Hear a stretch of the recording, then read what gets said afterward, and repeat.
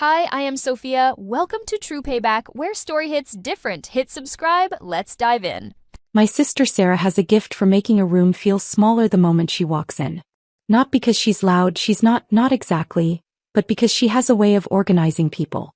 Of sorting them into categories without anyone quite realizing it's happening. By the time dessert arrives at any family gathering, you already know who Sarah has decided matters and who she's filed quietly away as background noise. I had been background noise for a long time. My name is Maya Okonkwo. I'm 39 years old. I live alone in a 2-bedroom apartment in Austin that I've never bothered to furnish properly because I'm almost never there. I have a rescue cat named Atlas who is largely indifferent to my existence, which I respect. I run 6 miles every Sunday morning before the city wakes up, and I keep a handwritten journal that I've maintained since I was 14. Not because I think my thoughts are important, but because writing is how I figure out what I actually believe. These are things my family does not know about me. What they know: I work in finance. I live modestly. I drive a 5-year-old Volvo. I show up to family dinners with decent wine and leave early. I don't have a husband or children, which my mother has decided is a tragedy I'm still processing. I am, in the taxonomy Sarah established somewhere around the time she launched Meridian Tech, the sister who didn't quite figure it out. What they don't know could restructure everything they think they understand about our family. Growing up, Sarah and I were not enemies. That's important to understand. We were, for most of our childhood, genuinely close. Sharing a room until I was 12, staying up too late talking about what we were going to do with our lives. Both of us convinced that we were going to be extraordinary in ways we couldn't yet name. Our parents, Dad, a former engineer turned small business owner, Mom, a high school art teacher, raised us to be ambitious, to work hard, to not expect anyone to hand us anything.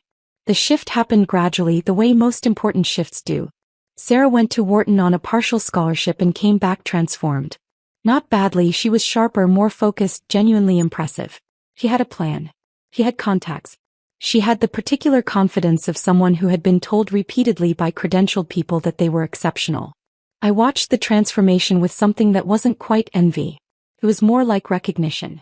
She had found her arena. Mine came later. More quietly.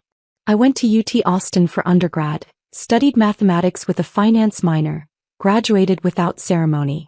Took a job at a mid-sized investment firm in Chicago that no one had heard of. Spent 4 years learning how institutional money actually moves. Not the textbook version, not the Wharton case study version, but the real version. The version where relationships and timing and patience matter more than any model.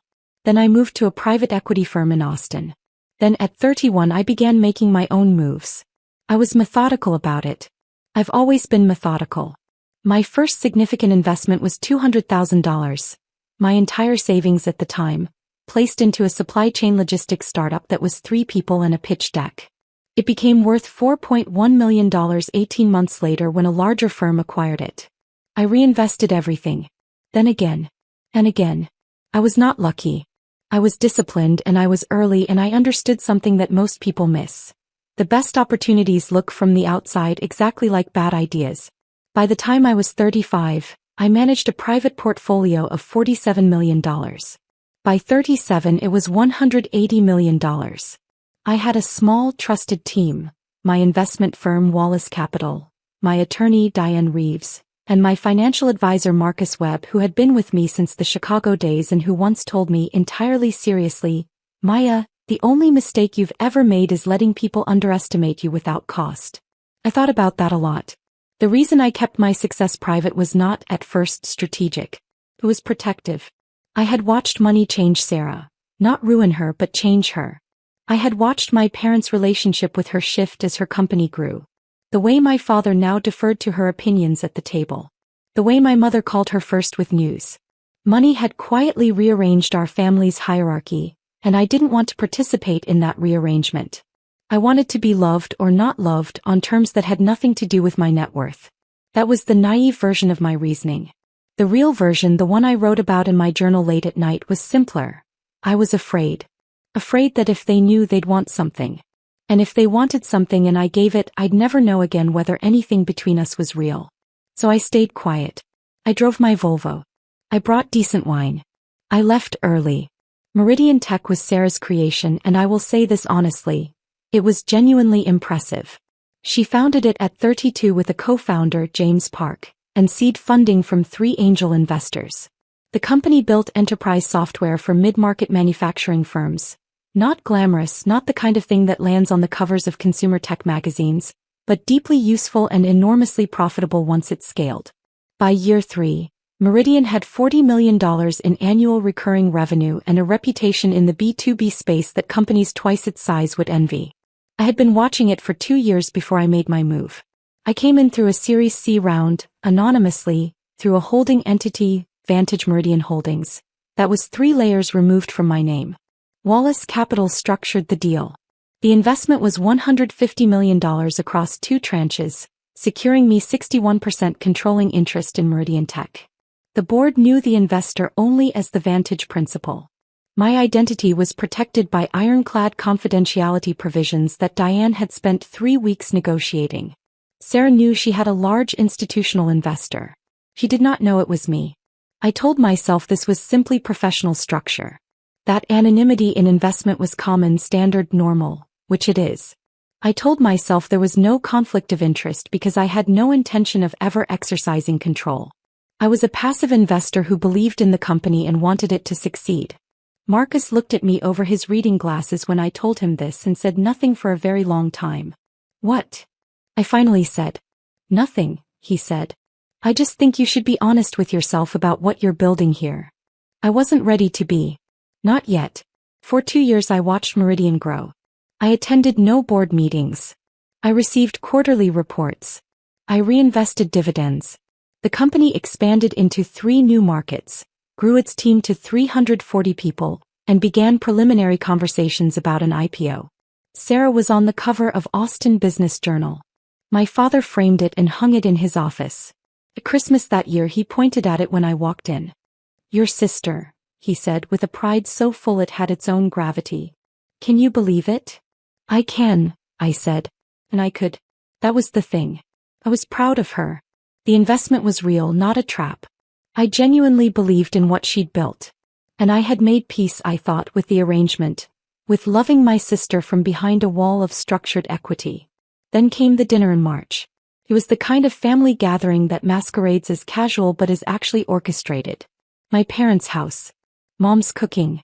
Sarah and her husband, Derek, seated at the head-adjacent chairs that had somehow, over the years, become theirs by unspoken agreement. Her 2 kids at the counter with iPads. My cousin Vanessa and her boyfriend who I liked. Uncle Robert who I tolerated. Me with a bottle of Burlo that nobody commented on. The conversation moved the way it always did. Family news, neighborhood updates, Derek's new car, the kids' school performances. Then Sarah mentioned Meridian's upcoming Series D, and the table reorganized itself around her the way it always did when business came up. We're looking at a $400 million raise, she said, with the practiced casualness of someone who has said an impressive thing enough times to deliver it without visible effort. We've already had interest from 3 Tier 1 firms. That's incredible, Mom said. It really is, Dad agreed. He looked at me. You work in finance, Maya. You understand what that means, right? A $400 million round.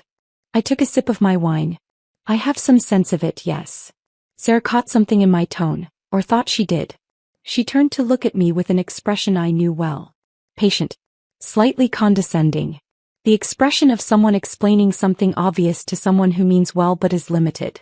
It's not like personal investing, Maya, she said. It's not ETFs and index funds. Institutional rounds at this level. It's a different world. Sure, I said. I keep meaning to sit down with you sometime, she continued, and explain some of the basics. It might help you professionally. You're still at Wallace, right? The fund. Still there. They're a good small firm, she said, nodding the way you nod about a thing that's fine but not impressive. Anyway, the point is Meridian is at a stage now where... You know what I think? Derek said, refilling his own glass. He said this as the warm-up to a joke. I think Maya is secretly a billionaire and she just hasn't told anyone. Everyone laughed. Including me. Oh, definitely, Vanessa said. The Volvo is just a decoy. It's a very convincing one, Uncle Robert offered. Sarah smiled. Not unkindly, that's the thing I want to be precise about. She didn't intend cruelty. She intended, I think, something more like affectionate authority. Big sister putting the world in order. Stop playing pretend entrepreneur, she said lightly, waving her hand in my direction. Your little side project, the angel investing thing. It's sweet. It's really not the same as building something real. No, I agreed. Real business has employees. Overhead. Risk. It's not passive income plays. She said this last part with the barest edge of dismissal.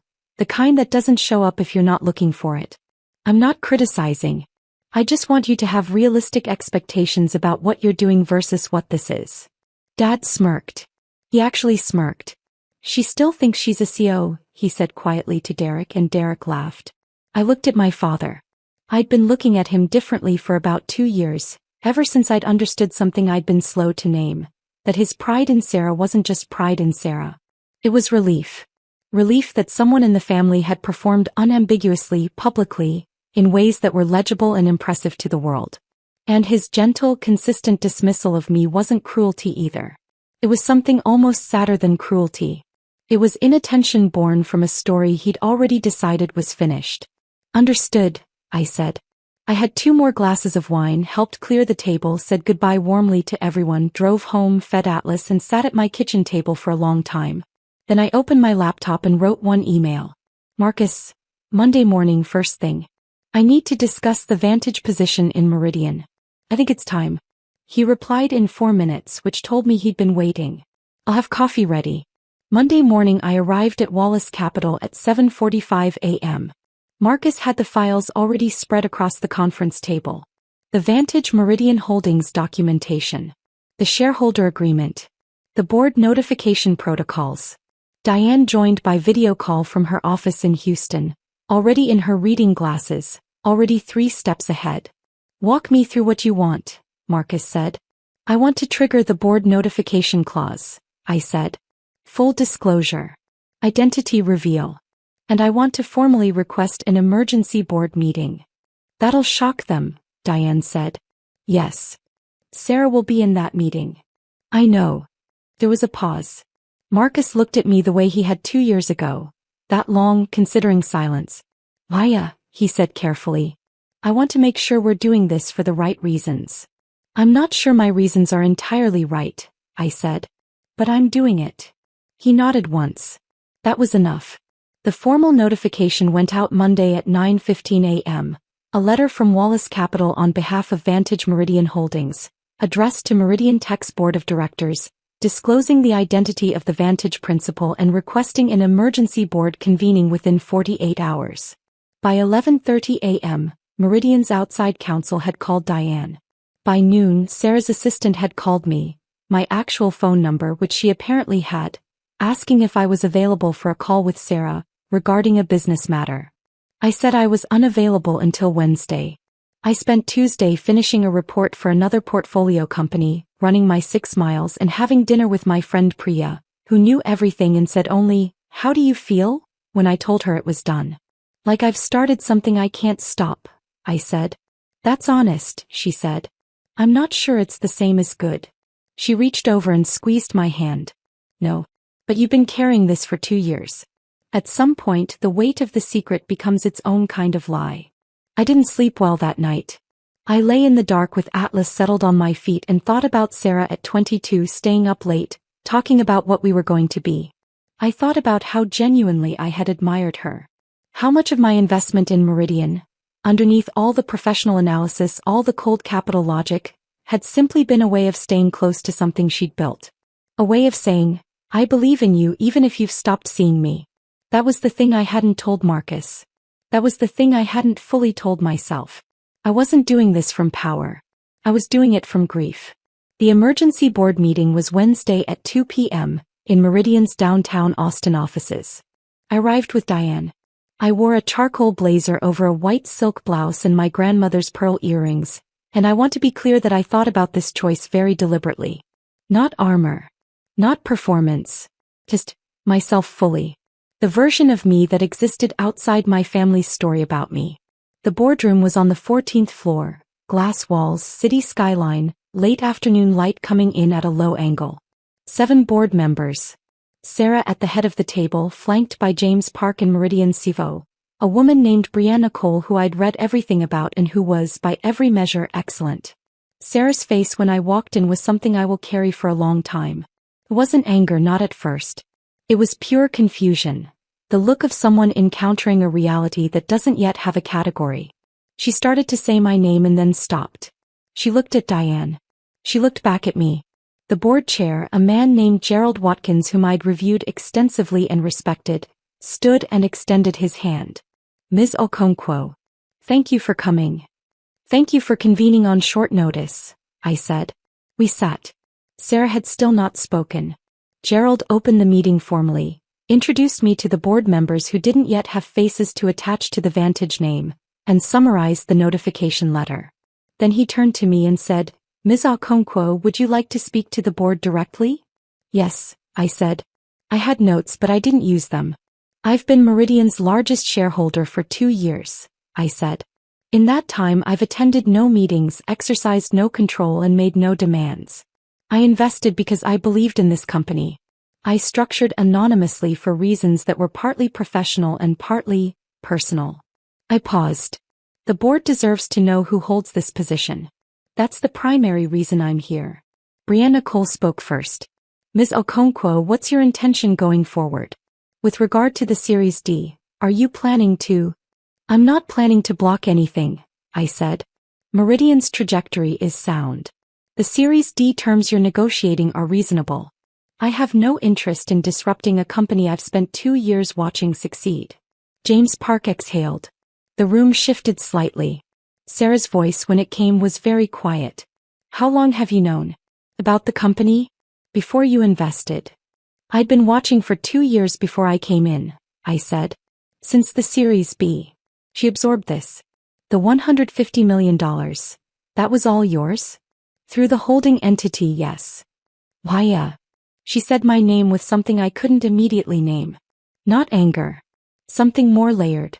You own 61% of my company. I do. And you sat at dinner 3 days ago and let me. She stopped. She pressed her lips together. She looked at the table for a long moment and I watched something move across her face. I don't know if the other board members could see it. I could because I'd been watching her face my entire life. She was ashamed. Not of being outmaneuvered. Of the specific words she'd said. Of pretend entrepreneur. Of not real business. Of the smirk she hadn't stopped that she'd let happen that she'd participated in. I wasn't hiding from you, I said, and I meant it to be gentle, but I also meant it to be clear. I was investing in something I believed in. The structure was professional, not personal.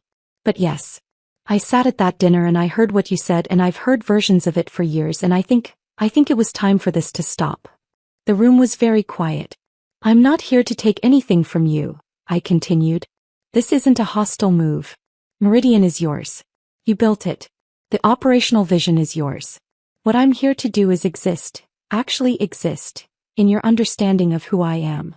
Gerald Watkins cleared his throat gently. I think it would be appropriate to give the family members some time. No, Sarah said. No, we can finish the meeting. We should finish the meeting. She looked at me with an expression that was professional and controlled and behind which I could see something was cracking open. I'd like to schedule a separate conversation. Of course, I said.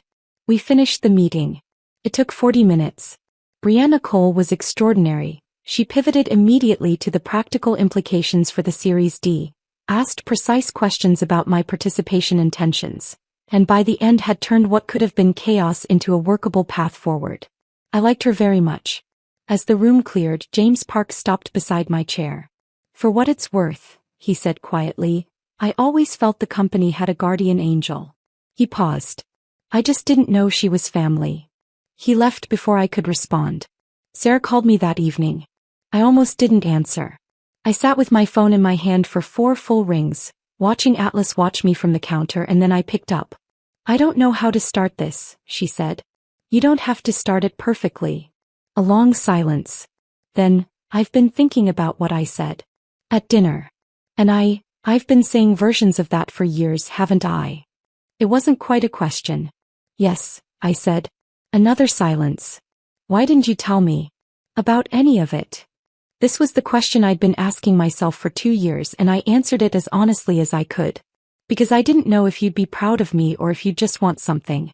And I couldn't stand not knowing. She was quiet for a long time. That's, Maya. That's a terrible thing to believe about your sister. I know, I said. I'm not sure it's wrong. I heard her breath catch. And I felt, sitting in my quiet apartment, the particular loneliness of a truth delivered after it's been held too long. Not relief exactly. Something closer to the feeling after a fever breaks. The absence of something that had been present so long you'd stopped noticing its weight. We talked for another hour. We didn't resolve anything. We didn't hug and forgive and become the sisters from our childhood. She cried at one point quietly and I didn't, and I noticed that. I noticed that I had done my crying privately, over 2 years of Sunday mornings and journal pages. And by the time this conversation arrived, the well had already been drawn down to something steadier and quieter than tears. At the end she said, I'm going to need time. I know, I said. I'm not going anywhere. And I meant that.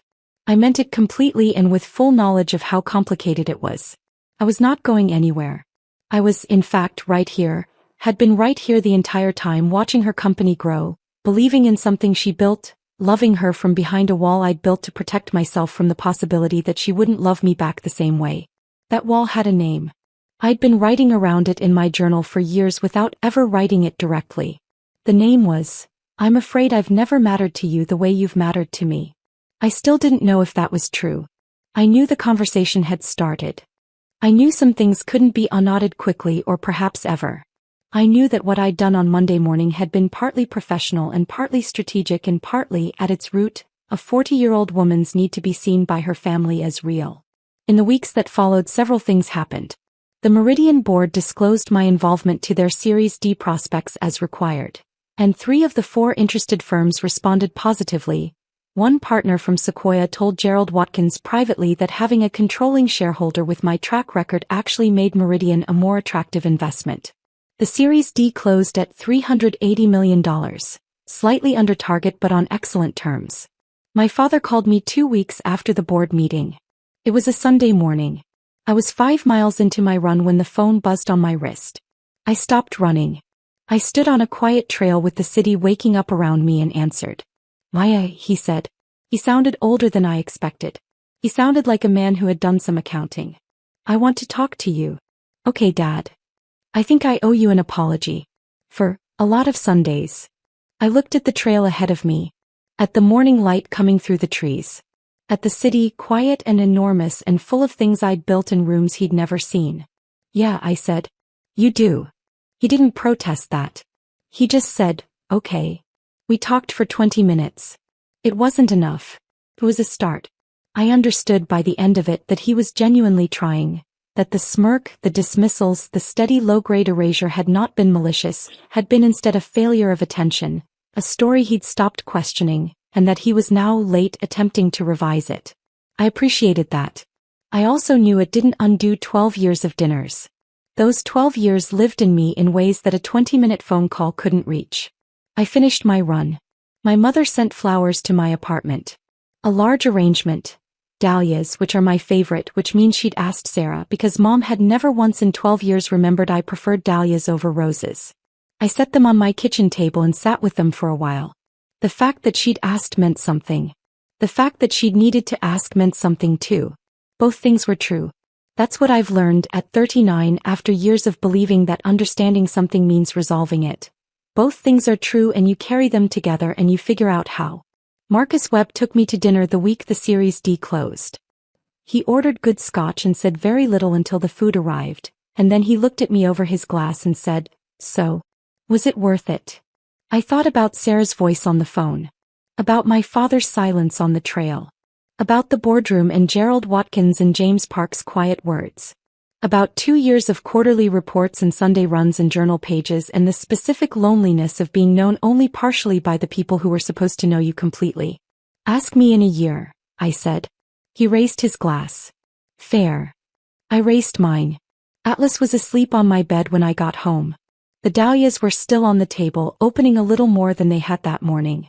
I sat down with my journal and I wrote for the first time in 2 years, without the weight of the secret pressing on every word.